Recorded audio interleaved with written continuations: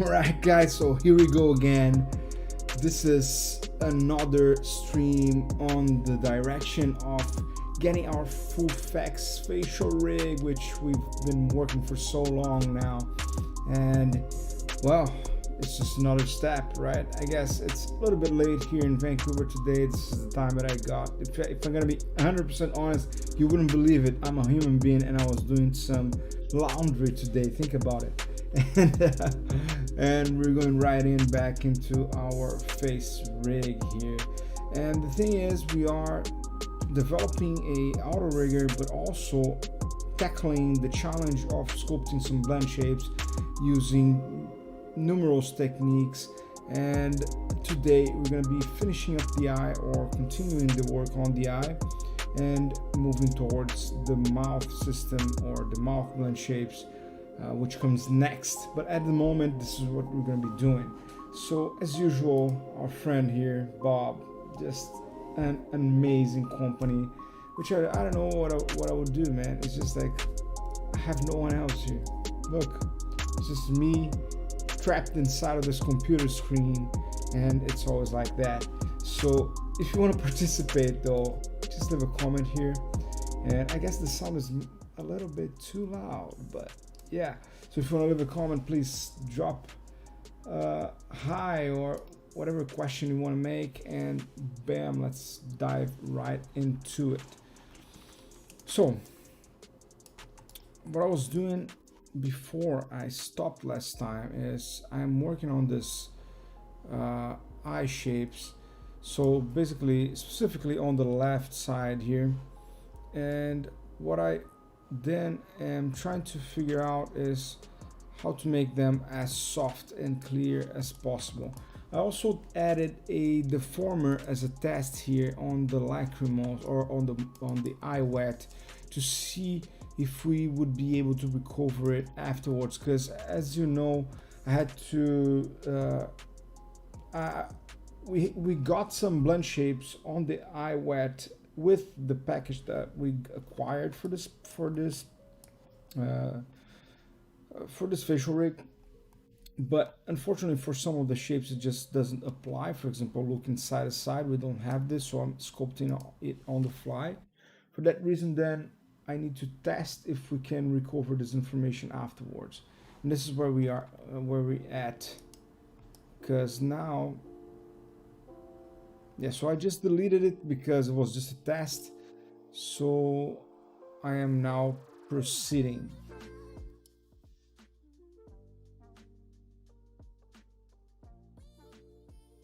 Let me get some.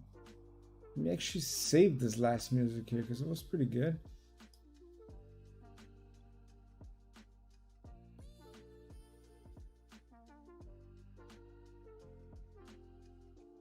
Pretty cool. Yeah, so now we got some songs from, or some tunes from Epidemic Sound rolling on the back, which is some how to say it? I forgot. Some royalty-free music that we can listen without any concern, because Facebook was kicking me out of the stream all the time. So yeah, I don't know, for now, I mean, it's definitely not perfect. And I'm also using my own face a lot.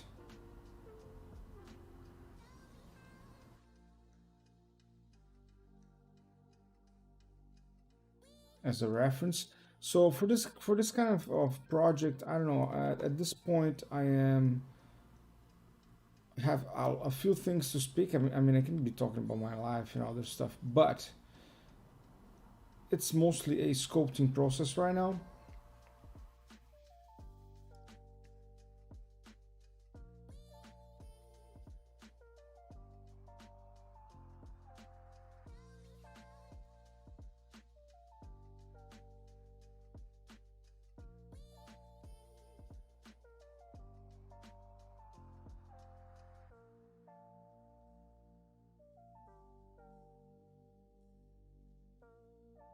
Okay, so I am now just adjusting here my brush so that we can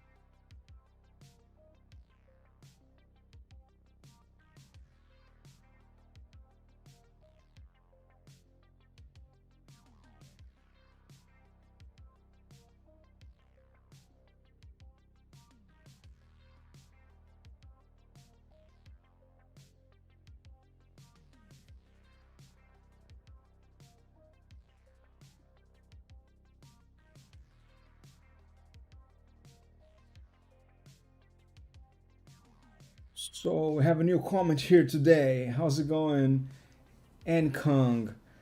Can't wait to see your tutorial. Hey man, glad you're stopping by.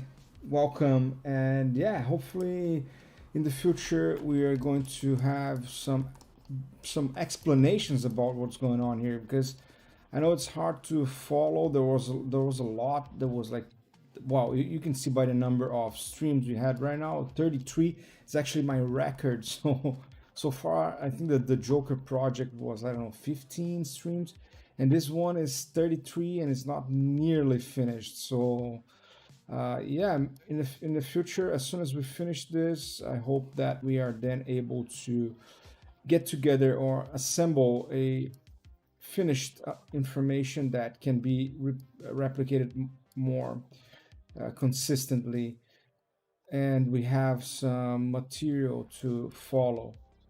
So, but right now we are looking. I'm also learning in the process, and yeah. But thanks for stopping by. Highly appreciate it.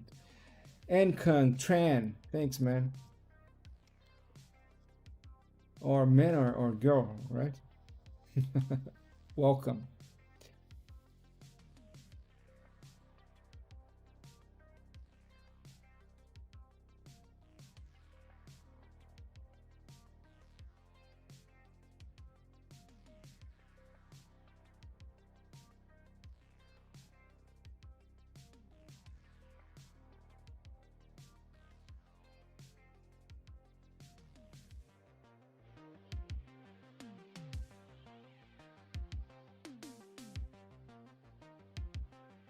Let me get my Cintiq on the game here, because right now I'm clicking like a maniac on this keyboard or on this mouse, and I believe it might be a bit annoying for anyone listening, and it's just so much better.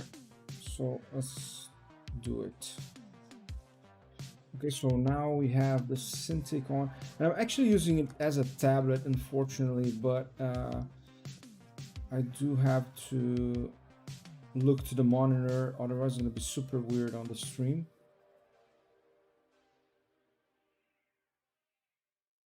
But it's a lot better. We have some pressure sensitivity, and it's just so much easier to click on this thing.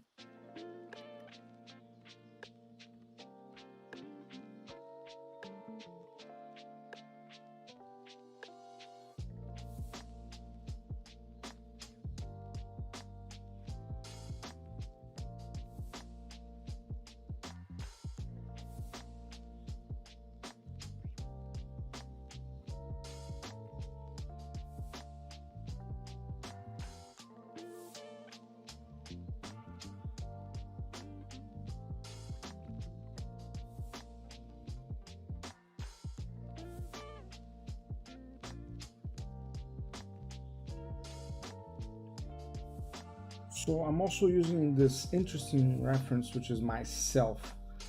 Actually, not that much of an interesting reference, but still I need it.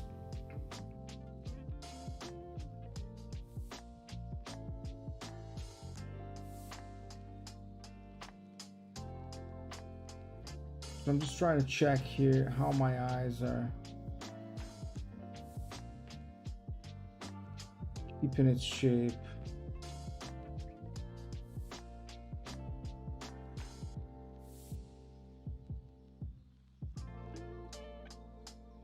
Yeah, and I can see that when looking down. Sorry, so what I was looking at my cell phone is the reference for my own face, or from my own face, right?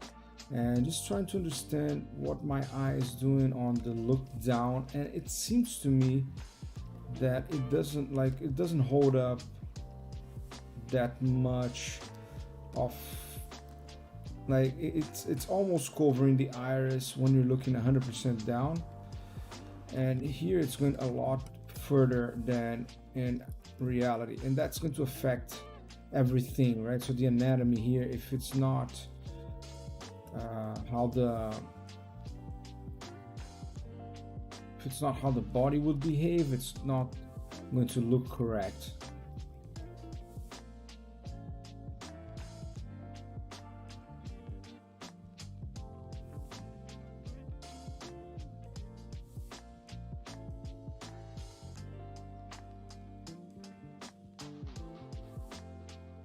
Hello, Amash. How's it going, man? So we got a comment from our friend Amash Panigrahi. Is it how it's pronounced? Panigrahi? I hope that is. There he is, Amash. Welcome. Glad to see you here once again, my friend. I know you are a great company.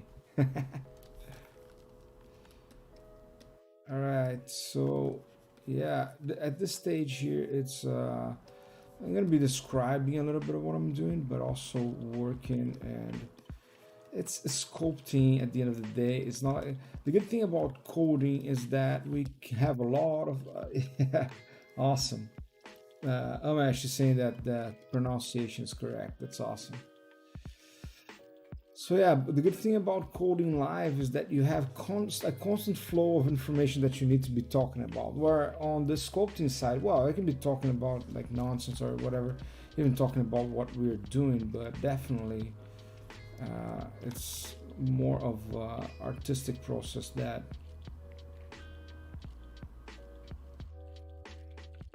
I can be concentrated on.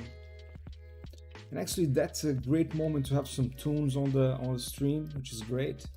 Before, I don't know how anyone even like put up with it. Just me speaking out in the silent background, and listening to some tunes just better.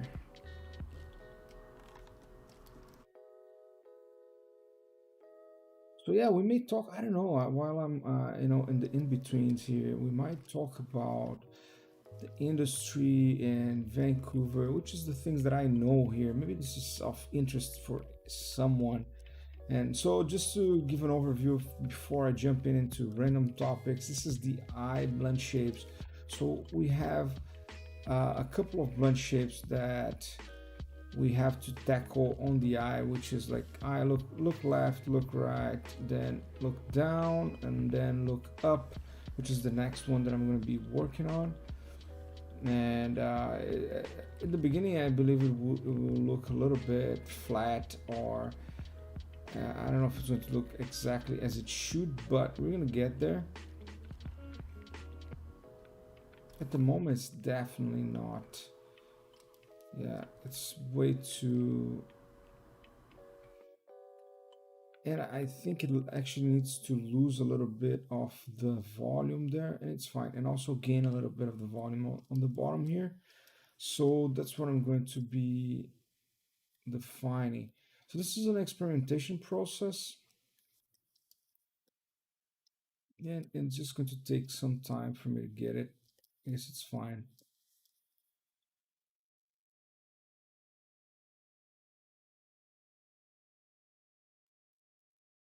Well, talking about music, it dropped us. What happened? Epidemic! Get back. Those were some good tunes.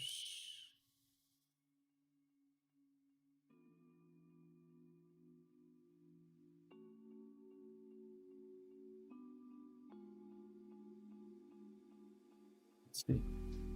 Nice.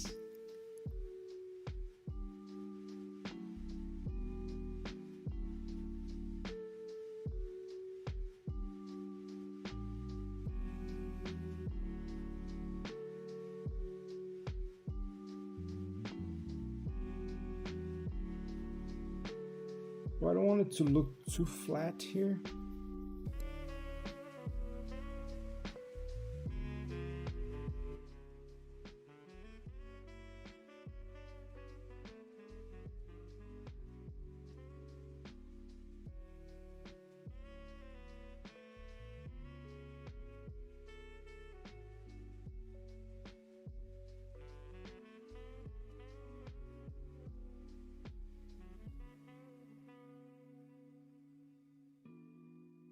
So I probably will just sculpt like a little bit more. Oh, I see what's the problem also. The add function also has like a thing where, yeah, it adds into like even more than one. So if it's not good for us.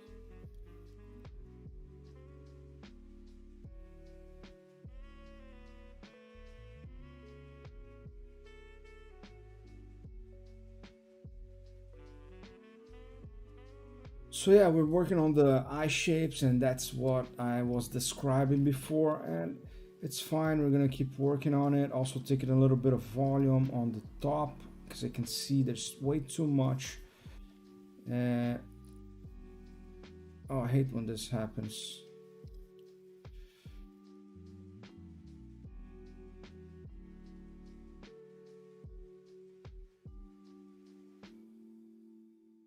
Oh, yeah. So that was good. That was a good tune. Let me save that.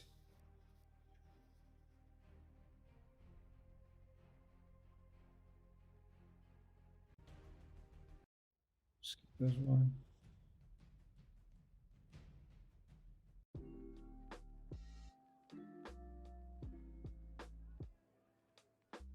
Nice.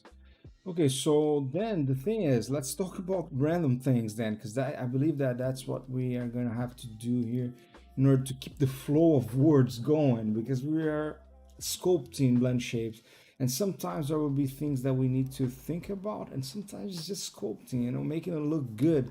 That's how it works. And yeah, right now you can see that we're having a bit of an issue here in making it. Sustain the form because this is the shape that I have painted right now, which is a lot better already. But then it's not, it's collapsing back into, yeah, it's just like keeping the history here. And how do I even get this back?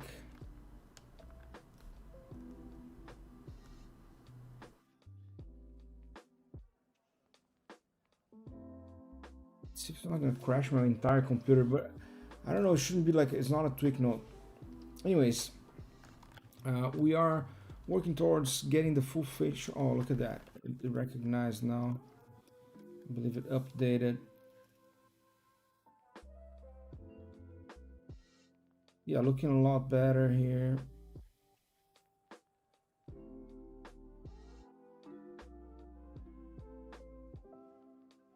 So yeah, the Octon is coming here to Vancouver, and we're starting to get some chill winds from the north here now. And yeah, the winter is usually that time when you start to get lower or like smaller sun windows, and your life starts to get just a slightly bit sad, more sad, so I'm a Brazilian, so I'm kind of used to have like sun blowing, like exploding in my face or my head. And well, in Brazil it gets cold too in the winter, but definitely not as much as Vancouver. Vancouver is just bananas.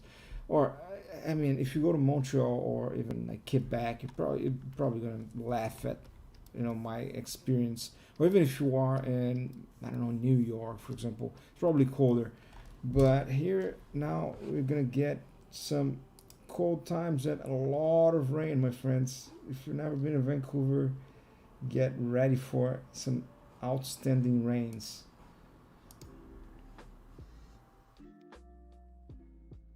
It just went by.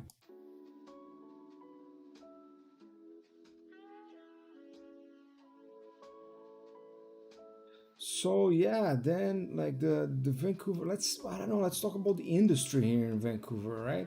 So I came here to study some visual effects at Vancouver Film School, and to be honest, in the beginning, I don't know if I knew how big the industry was or how many studios there were. I knew that the industry here was kind of gigantic. There were a lot of, or the major studios were here in Vancouver, but I didn't know the extension of that. And I don't know, I didn't know how the market was, or like where the market was heading, if the studios were coming into Vancouver or they were getting out of Vancouver. Just some things to know before, but at the time it was mostly like jumping in and taking my chances. And I actually dropped everything there, my every like work, family. My wife fortunately decided to come with me here to Vancouver, but Yeah, I'm happy she didn't leave me yet. After 1 year of basically studying every single day in Vancouver Film School for like, I don't even know, getting in like 9 o'clock, leaving sometimes 11 o'clock, and it was some harsh times, man. Were some like a harsh year, but also there was a lot of learning, and it was a great experience overall. I don't know if I would be able to do it again. I think my relationship wouldn't stand it anymore. Or even like, well, right now I have a daughter, right? So that's not really the case.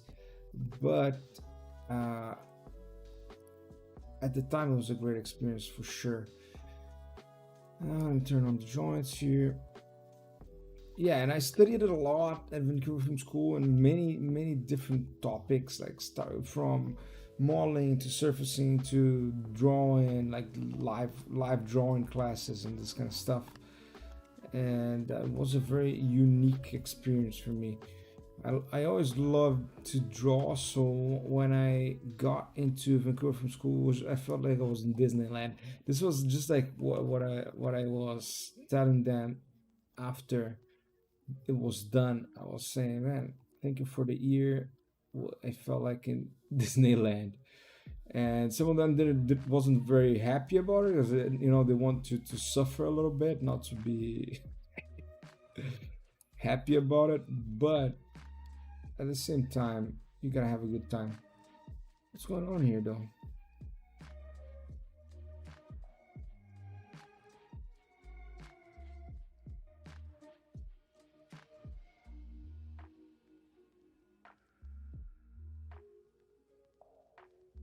Yeah, so then like the industry, right?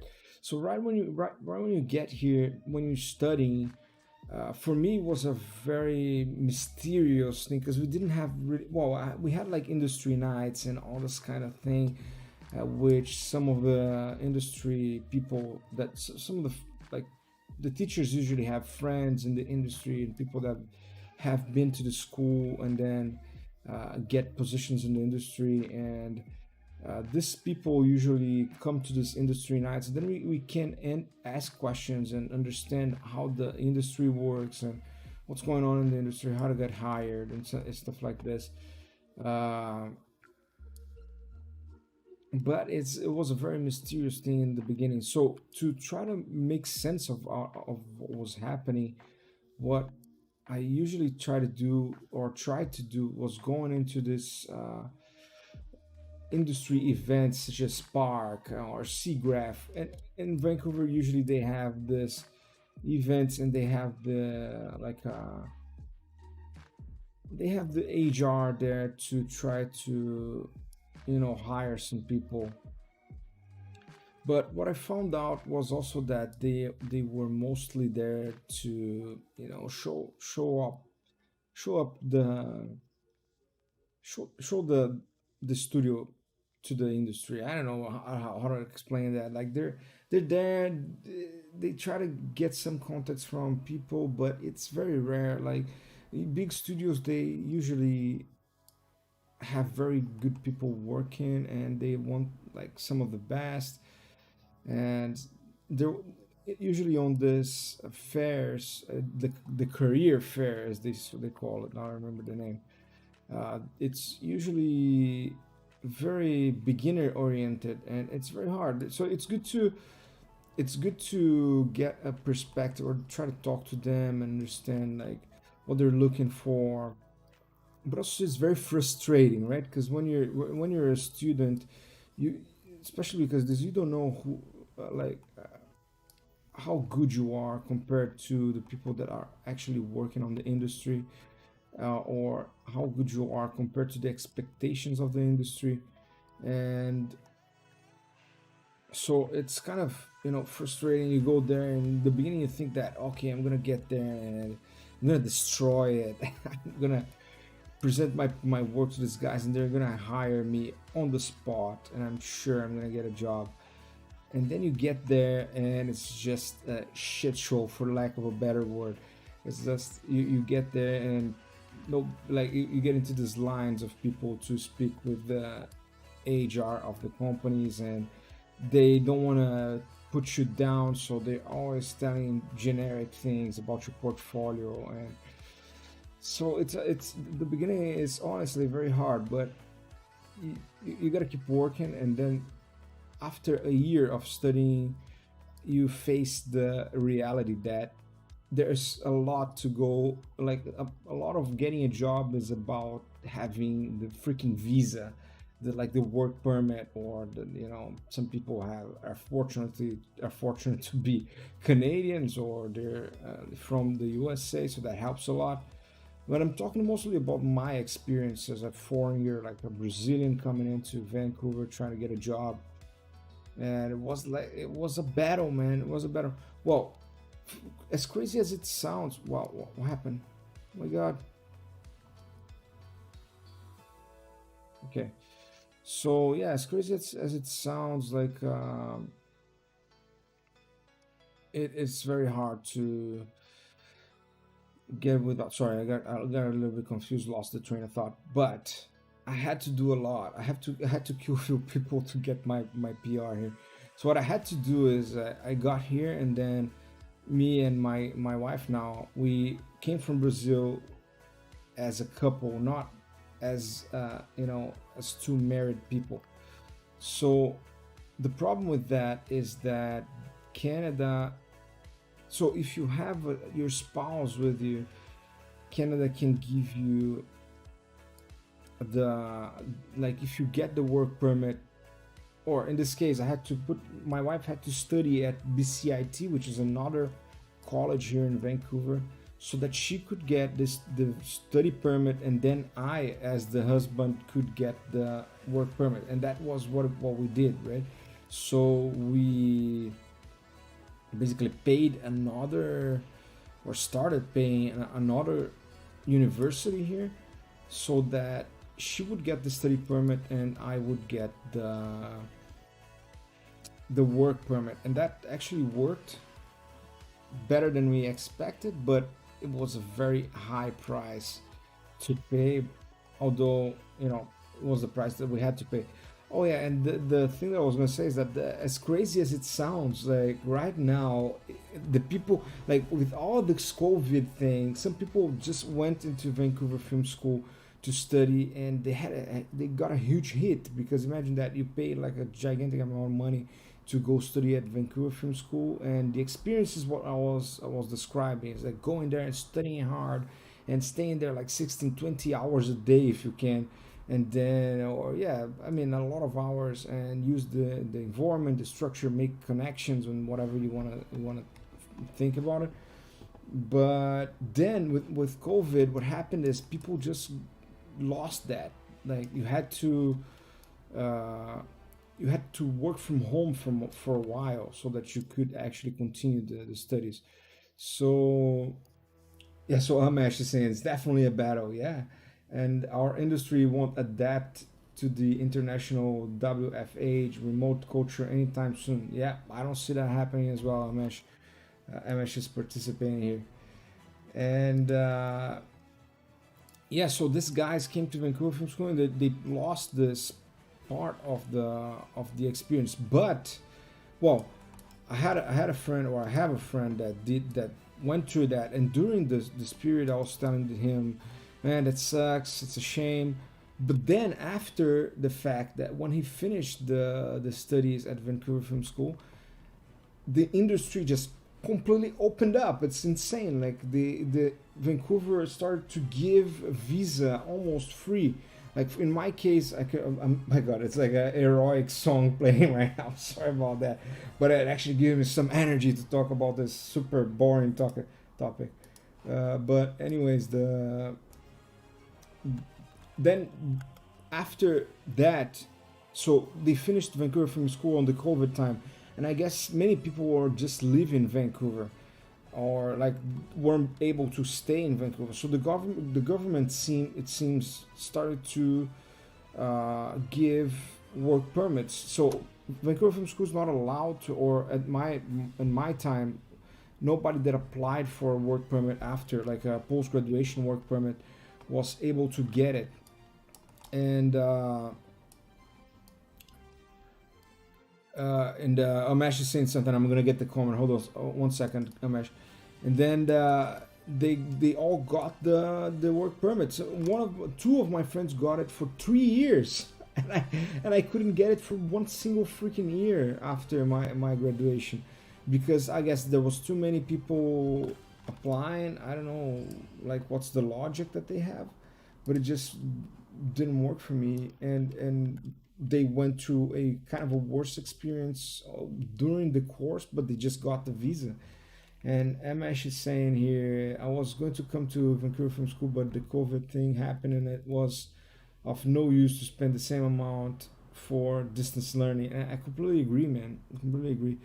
Yeah, the people that came here, actually, they were um, they found fortune on an unfortunate fact. So uh, yeah, so and Kang is saying, thank you for sharing about your experiences. It was such a hard time, such hard times. Yeah, I mean, it wasn't, you know, I cannot complain. Uh, it was one of the best times of my life, if I have to tell you, just because of the excitement and like all the changes, and you're coming from another country, and you know, betting all your coins into one experience, and I had to basically fight for my life. If I didn't make it at the end to get a job or something like that, I was basically screwed. I was gonna have to go back and have spend all that money and probably start on the industry in Brazil. I mean, there's some friends that went back to Italy, for example, worked on the industry there a couple of places, and then were able to work in different studios in Europe, and then now are coming back to Vancouver and at MPC, for example. But it's not what you want, you know. And I don't know if that would be really the case for me if I was going to be able to go back to Brazil and just, no, this is too much drama. This song, I cannot take this one. Yeah, let's see if this one goes.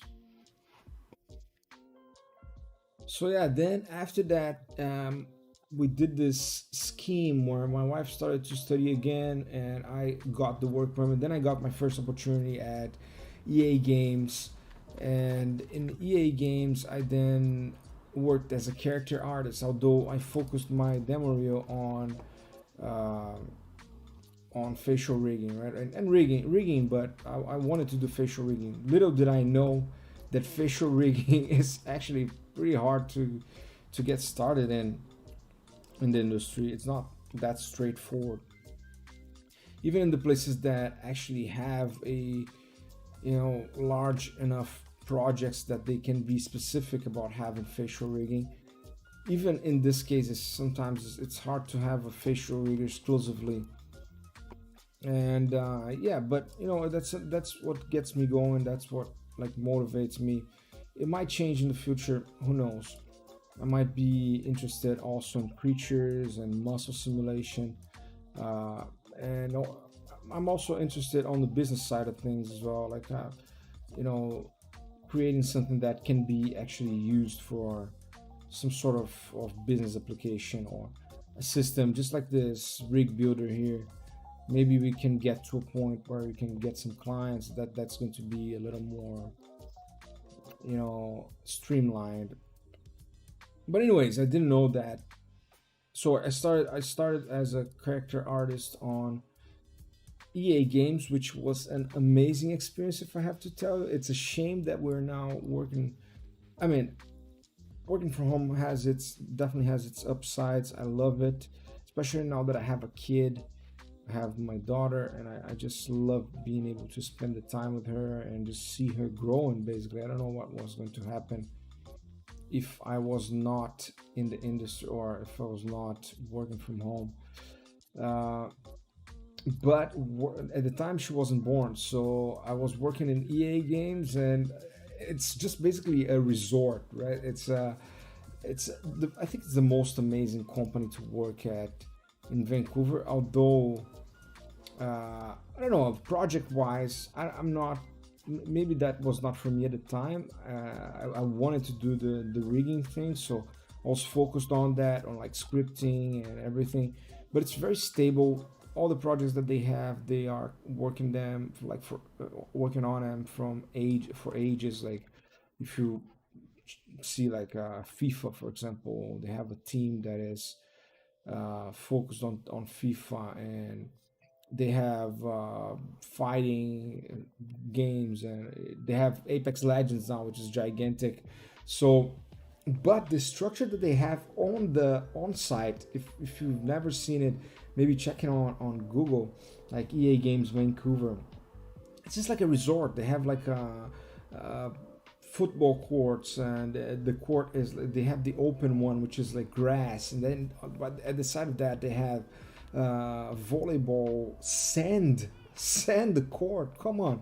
And then they have for lunch you have at least 5 different types of food. You have Japanese food, you have yakisoba, you have burgers, you have fried chicken, you also have the salad and the vegan table, and then you also have cakes, and they always have people coming in to sell you like chocolate.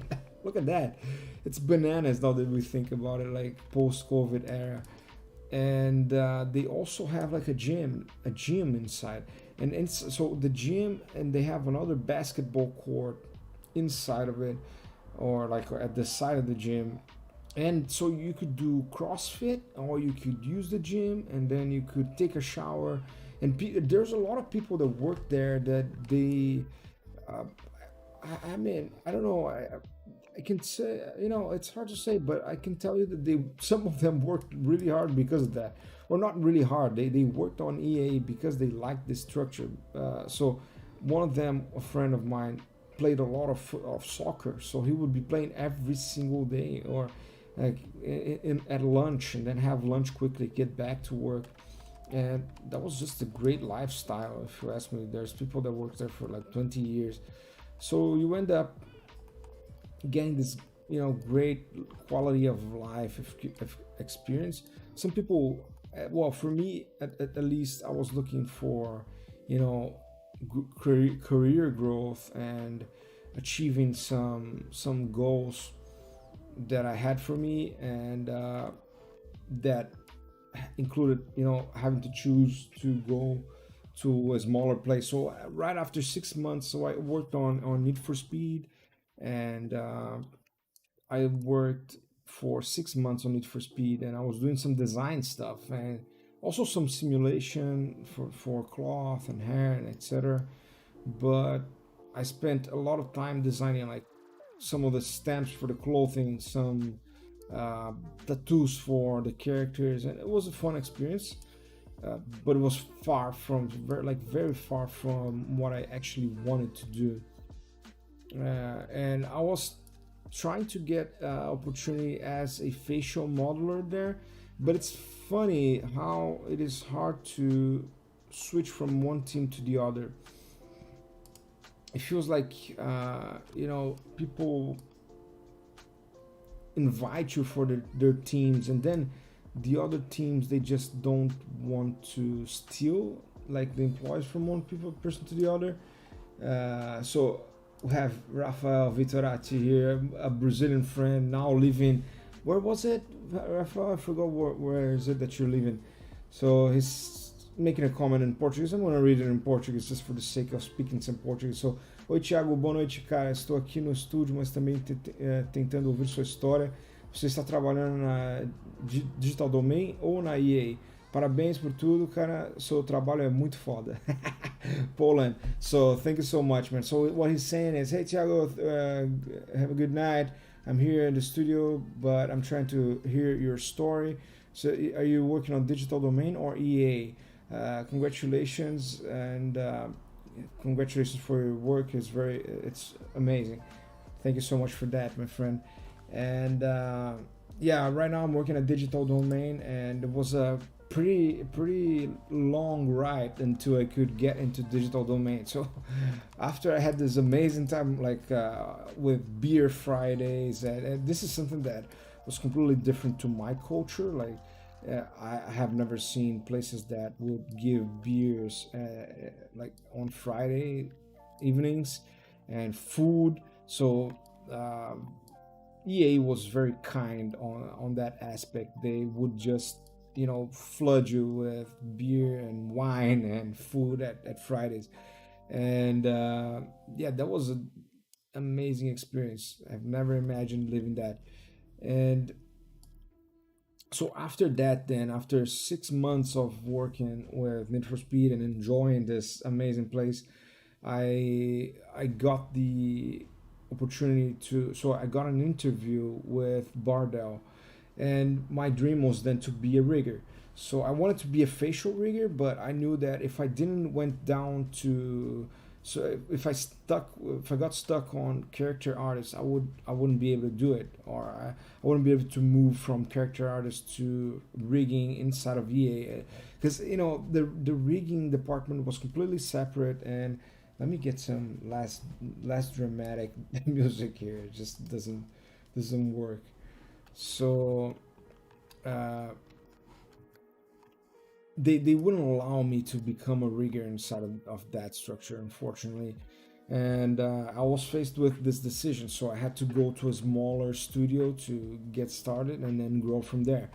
But in the beginning, I wouldn't even be able to actually get a rigging position. I went to Icon to make an interview and etc. So I don't know if I was like just positioning myself too heavy on the facial rigging side, because it's just an existing thing, or there's some people that work with it, but maybe they have more experience or whatever. So I went to an interview on Icon and said, I want to do this thing, this is my objective. You never know why you don't get hired, but I just didn't got in on Icon. But after the 6 months of working on EA, I then got the opportunity to work at Bardell. They got me, like, they covered my salary, what I was making at EA. And it was a loss for me in terms of, I would like to continue to work on EA and enjoy everything that I was enjoying there, but also I had to do it. So and I was happy to do it as well. So then what I did was I started working on Bardell Entertainment, right? No, it's Bardell. I forgot how's the full name of the thing, but nonetheless, I dropped it. I dropped EA and went to Bardell, and man, it was freaking amazing. Although during the whole project that I was there, we were trying to create some systems to get the client, or to get the project, which was Magic the Gathering. So we were working on Magic the Gathering and trying to get the results that the client was looking for. The project was already rolling for ages, but the client wasn't really satisfied with what they were seeing. So it took like a bit of a long time, and it wasn't moving forward. But I was also able to create a bunch of tools and try to help. I actually created a part of I was on the process of rebuilding the facial rig when I was leaving. So I stayed then in this project and with this team for 6 months. And meanwhile, my wife was pregnant, and we were expecting the baby. So on the last weeks, I guess, or on the last month, my wife had the baby, and it was just like a complete explosion of my life. I didn't even know where to get started anymore. We had this lifestyle, and all of a sudden you have a kid, and now everything changes. So I was working there, staying late, trying to compete for positions, or trying to develop tools, and trying to grow overall, right? And yeah, it was a pretty crazy time. And right after 6 months, I got this other interview with Zoic Studios, and Zoic was a realistic studio, and is a realistic studio, which is doing amazing projects for television. So it was still not the movies, but it was already a very good progression. So yeah, I was trying to make sense of this path and like this career, and how would I get where I wanted to go.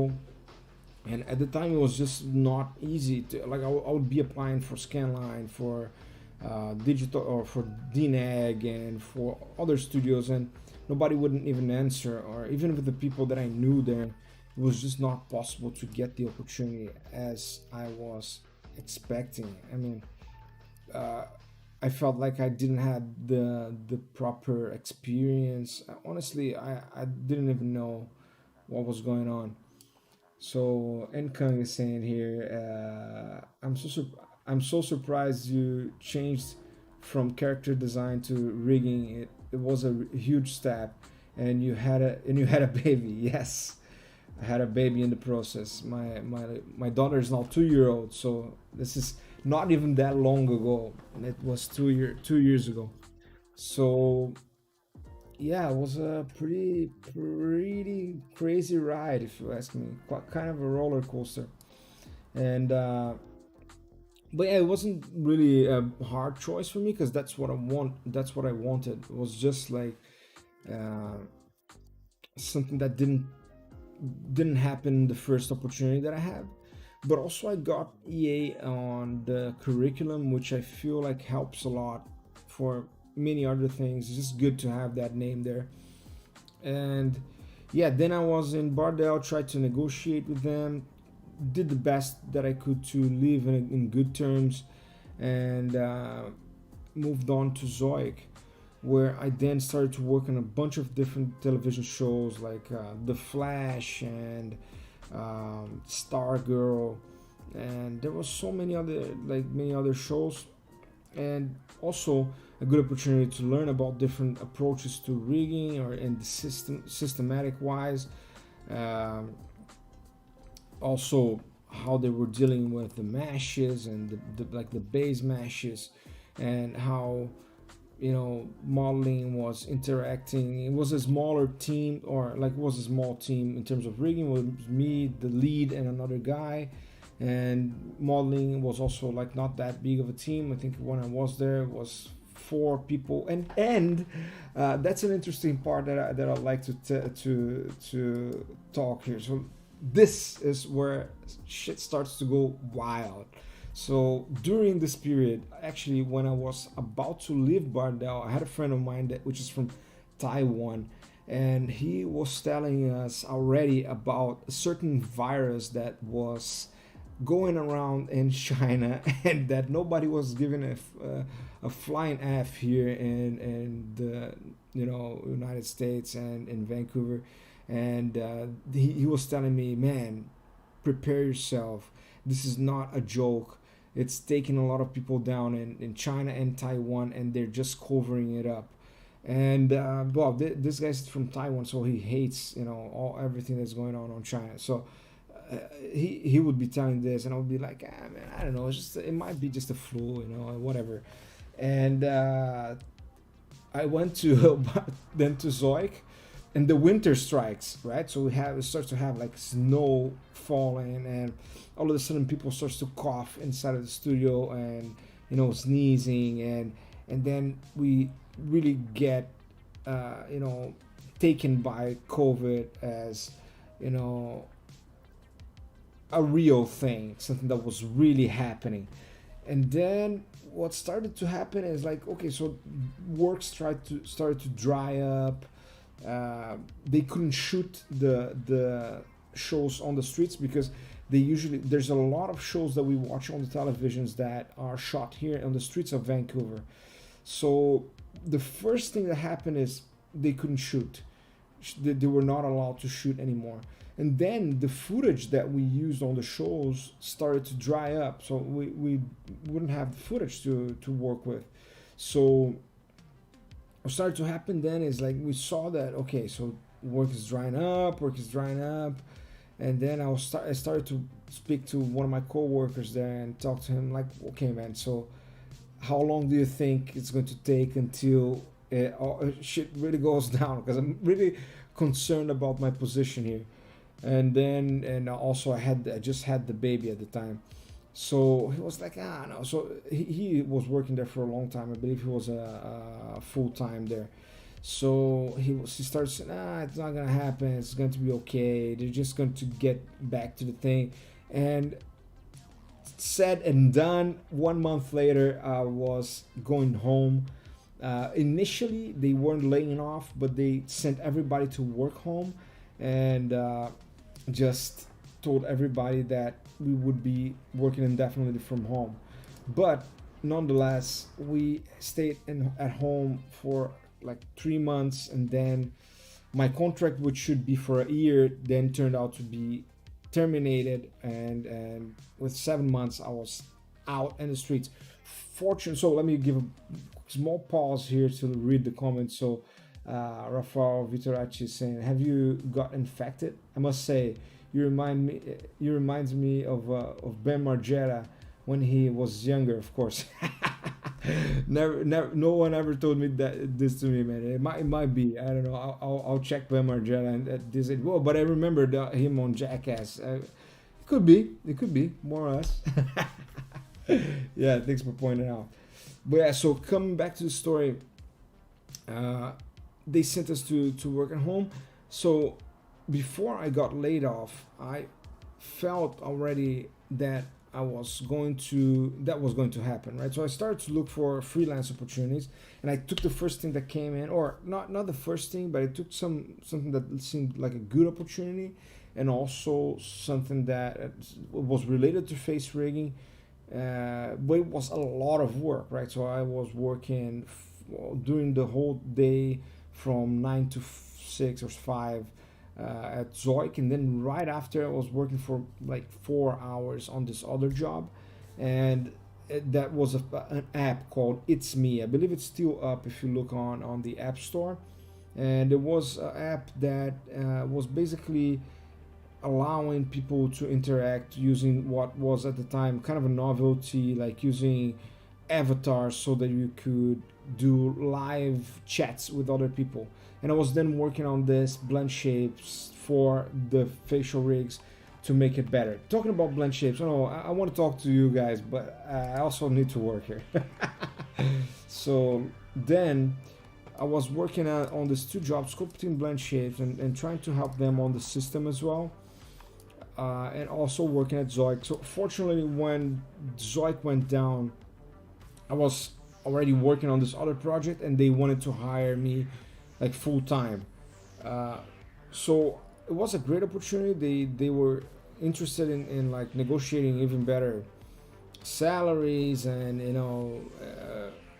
obviously it's not easy to hire good riggers. Not that, and I'm not putting myself on this bucket, but I mean, it's hard to hire any rigger for smaller studios. So they got me at that point, so they wanted to negotiate and stuff, but I was still looking for the opportunity to work on a movie studio so that I could get that in my curriculum. And I stayed there then for about 3 months, and finally after 3 months I get the opportunity to have an interview with Scanline Studios, which for me was like mind-blowing at the time. I was like, my god, I freaking got it. Well, I got the interview, and I made the interview, and it went pretty well, like a lot better than I expected it to go. And of course, I was going to speak about facial rigging in the interview, although at that time I should already have learned that this thing is not actually real, or is not on the hands of people that are getting started on the company. But it went fine. They said, okay, it's not necessarily what you're going to be doing, but I was like, okay, I'm fine with that. I just want to get going on the work and learn and get experience. And I think we're good with this look down for now. I'm gonna move on from it. So I'm gonna go for the look up. So then I got into Scanline, right? So first of all, I negotiated back with the team that was building the app. I said, look, it was actually very hard, because the guy put a lot of pressure on me. He said, man, you're gonna lose this opportunity.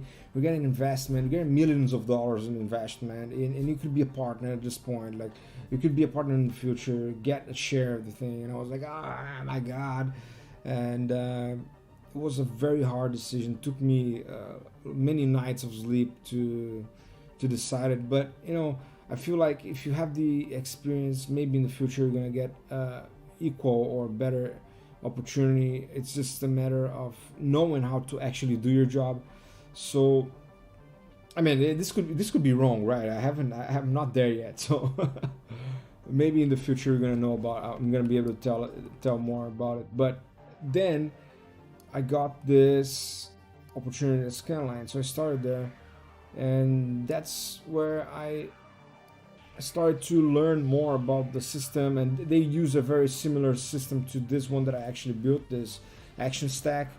And well, this is actually mostly like an industry standard at this point. It's not exclusive to Scanline or even DD. DD also uses one very similar as well, by the way. So then I get this opportunity at Scanline, and my baby's growing, and the first months were just hell because I had to learn everything, and I was living in a house with one bedroom. I had my mother here living with me, and so I had a baby, me and my wife and my mother living in a one bedroom apartment, was very old, by the way. And we do live in a very good area, which is close to the Stanley Park in Vancouver. I have nothing to complain about it. It's just amazing. You have a dream park right at your footstep. I can do exercise, go out with Mia, my daughter. But the apartment, my God, during the winter times, and it was just very hard. I couldn't work in the living room at night without. So right now I have no one on the living room, but it wasn't too long ago that my mother-in-law was also here helping with the baby. Now she's gone. Baby is on a daycare, and we're actually living a couple life.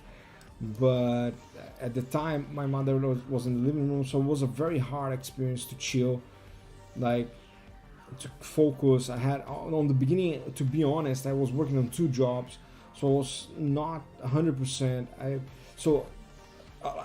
have learned a lot though with the way I've chosen to go about things. I wouldn't do the same things again. Like, it's hard for you to pay attention like 100% if you're working two jobs basically. And to be honest, contract wise, some would say that that's not even allowed. But I wasn't having any I wasn't giving information to competition or anything like that. But anyways, then let's see here. So then we have this, and then we go up. So let me see what things here are responsible for. So this is the top, this is the bottom. Yeah, so this story is going pretty wild right now. I guess I'm just going way too far with it, but oh, it's actually not too bad. So that being said, I like that we have some background music that makes it feel a little more like an actual story.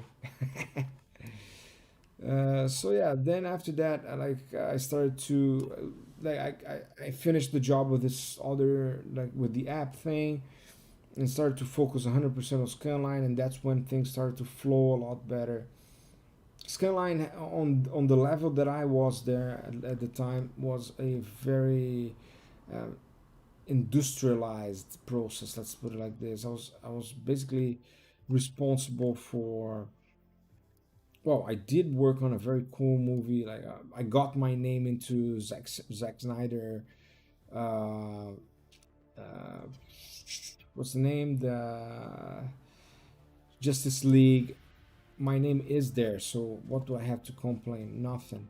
So I worked with them on the Zack Snyder, and doing the rig. I was like, I worked on the rig of Batman, of Wonder Woman, and it was a pretty cool experience. I mean, I don't think I valued it as much as I should at the time.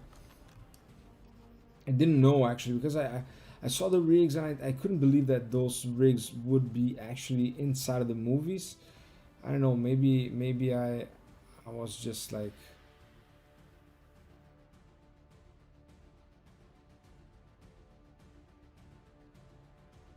yeah. So right now, wow, this is way too epic. Can we just not have epic? Laid back. This is laid back, quirky. That's the description. Yeah. So that was the experience on Scanline. Uh, if so, Umesh is asking if I worked on Godzilla versus Kong, and I didn't have the opportunity to work on that. I worked on the Zack Snyder cut of the League of or Justice League, and yeah, it was a great experience, man. I was working on it. I did like Wonder Woman, Batman, and a few other characters, and then I was looking at my contract that with the possibility to that was going to end. Oh no, and we were then during COVID yet. We're still during COVID. So then the Snyder cut was over, and because of the whole COVID situation, there was no other projects. They like kept it on hold. All of the studios kept it on hold, and I actually lost it. I was out on the streets again. I was like, oh my god. And then at the same time, fortunately, Zoic was open for hiring again, and I had the opportunity. I was invited by my previous lead to come back, and it was a great opportunity because then was the other guy. Look at that, the other guy lost his job and didn't come back. That's a shame, but he actually ended up pursuing the things that he wanted to pursue anyways. So then I went back to Zoic, and let's pause there. Let's check what Umesh is asking and Rafael is asking as well. So the question from Umesh was already answered. So Rafael is saying, are you working remotely for DD right now, or you guys are already back into the studio? For me, it's impossible to work from home. I need to be here inside the company. Yeah, no, for now it is remote work for DD, and it doesn't seem like we're getting back anytime soon. I mean, maybe some people are allowed to work there anytime, but it's all remote. I mean, I don't know, man. I don't know. It's a hard choice if you ask me. Probably if I went back to working on the studio, I definitely would like. You know, it would be a fun experience to work there. But there's also, you know, it's hard to leave my daughter, man. It's just like, it's just so great, and it's all that you know, commute time, and I don't know. It flows very good. I don't know how it works for you, but at DD we have a very dynamic meetings. Like you can just go from one meeting room to the other really quick. You don't have to get up and go around, and if you're tired during lunch, you take your nap, and nobody's gonna complain about it. I mean, nobody's even gonna know, right? So that's a good thing about working at home. So but it's not every studio that can pull it off. So or maybe your position requires more responsibility. Who knows? I would understand if you were like a lead, or if someone is in the lead position or in the coordinator position. But still, even in the coordinator position in my studio or in DD, they are able to pull it off. But every studio works in a different way.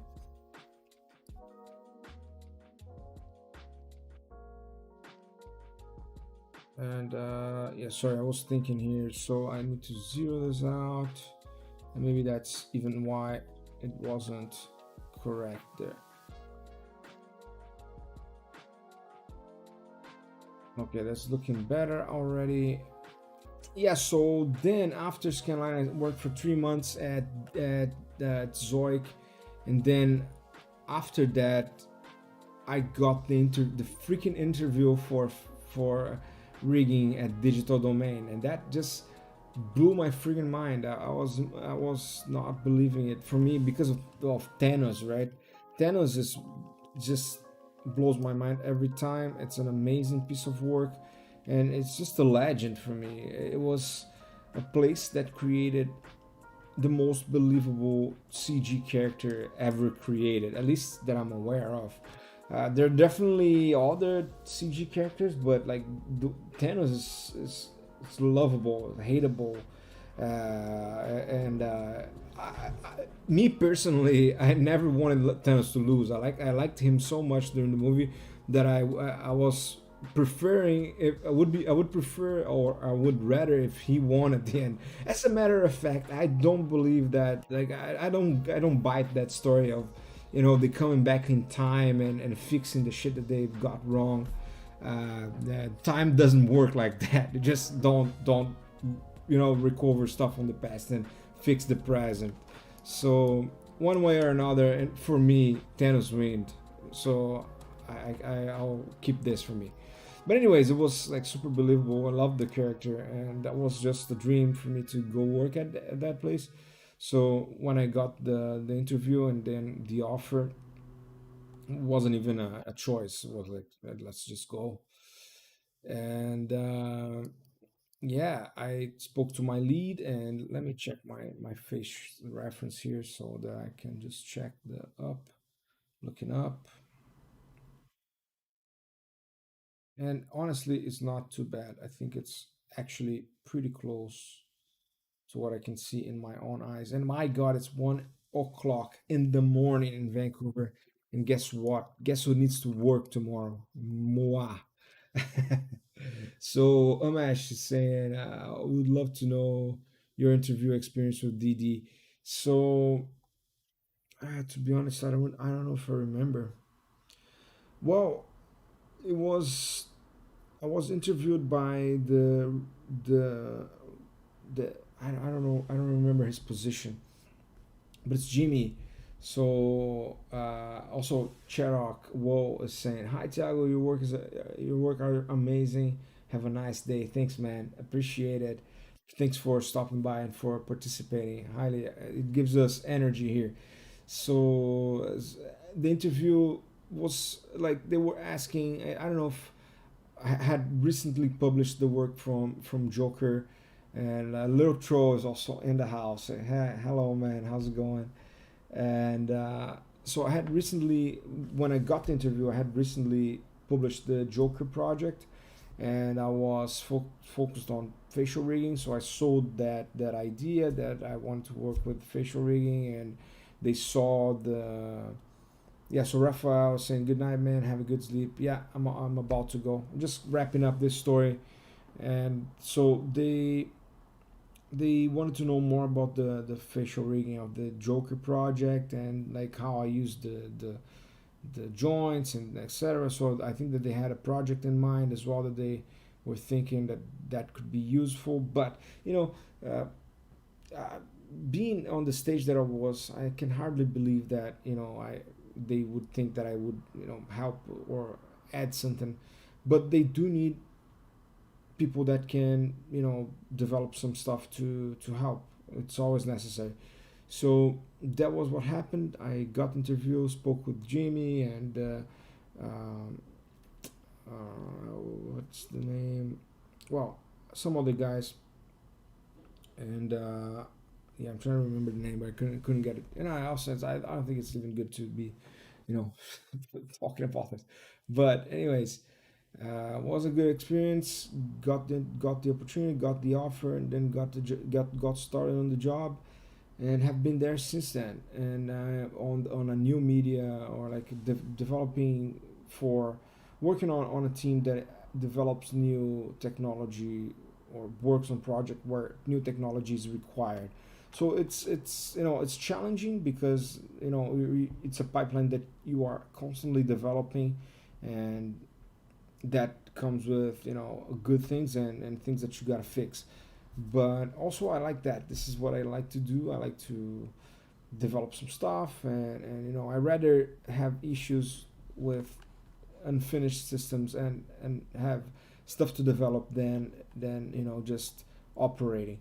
So and there's nothing bad with it. There's nothing wrong with it. It's just the way I prefer. But honestly, I guess it's almost like what every rigger likes to do, right? We like to, uh, in one hand, operate the system, of course, paint some weights sometimes, but most of the time, most of some of the rigs there I know like to develop stuff.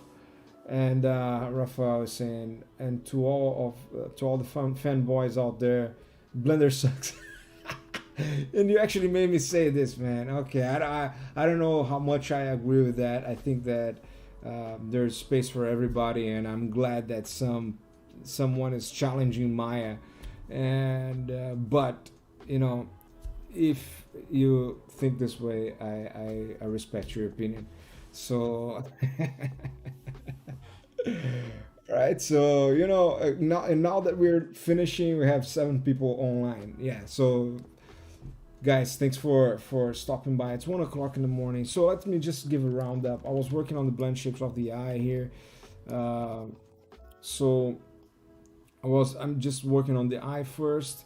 So like look side, look right, look left, and then look up, look down, and roughly it's kind of there. I mean, it's not mirrored, of course, but I may come back to it. I may like just do one a little bit. I'm probably gonna smooth a little bit of this part here, get it all good to go, and then keep moving because there's too much to do, and we are on the 30 33rd. How do you even say this? 33rd stream already, so there's a lot of work ahead. So today was basically I was sculpting and telling the story of my life. So that was pretty fast actually, like 1 hour of stream, and I could tell most of the story. So if you're interested in how I got here in Vancouver, why I got here, oh no, that's actually a topic for another day, because I was telling the story from the time that I got here to the time, or even the time that I was through Vancouver Film School. Anyways, the time that I spent here, and how did I get my first job, my second job, third job, and now how I got to DD, and how stressful that was. Also, a story about my child, and but yeah, if you're interested on that, there's 1 hour of storytelling here on the stream, and also sculpting this blend shape. But next time I'm gonna sculpt more. So Amesh is also saying, won't say it sucks because it's the best tool to start your 3D career. I agree with that, man. I just hope that it gets to a point where it's as good as, so that the competition always drives everyone forward. If you don't move, you lose. So it's better to have competition than to be stagnated. And Maya may need some competition. So yeah, for everyone that participated, thank you so much. Hope you enjoyed this nuts story, and we are going to have more like this. I'm going to be telling why I got here in Vancouver, how my life got into like 3D and design, and the business ideas that I had back in Brazil, and how this is unfolding right now. So for all of you, thank you so much for participating. It helps so much to give energy and to, keep fooling the stories. And it was an amazing time today. It was a surprise. I wasn't expecting. So yeah, you guys have a great day, night, whatever you are.